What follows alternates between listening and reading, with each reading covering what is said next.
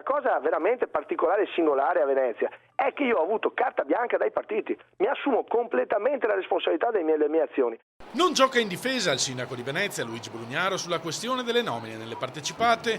Per l'opposizione siamo di fronte a una nuova parentopoli a favori politici. Sciocchezze, secondo il Primo Cittadino, che ha dato conto delle sue ragioni in mattinata alla trasmissione radiofonica Attenti a noi due di Radio 24. Io non ho un partito, non ho un riferimento, cerco persone di cui anche mi fido. Ho separato l'idea del consiglio di amministrazione dalla dirigenza. È una cosa diversa nominare il consiglio di amministrazione da quello che è il dirigente operativo. Prima era una cosa diversa, si faceva che l'amministratore faceva anche il dirigente. È ben diverso invece. Io separo l'attività, l'operatività della società che è in mano a dei manager, alcuni sono stati riconfermati perché molto capaci, molto bravi, altri verranno sostituiti in una logica assolutamente di ristrutturazione di tutte quante le imprese.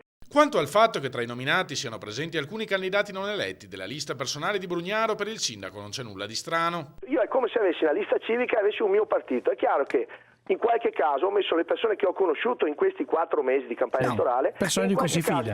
Lei dice ci metto la mano sul fuoco, possono essere parenti, eccetera, eccetera, ma sono persone di cui mi fido. Scusi. Ho inoltre introdotto una soluzione, conclude Brugnaro, per far sì che i nuovi nominati possano essere valutati e in caso sostituiti molto prima della fine della legislatura.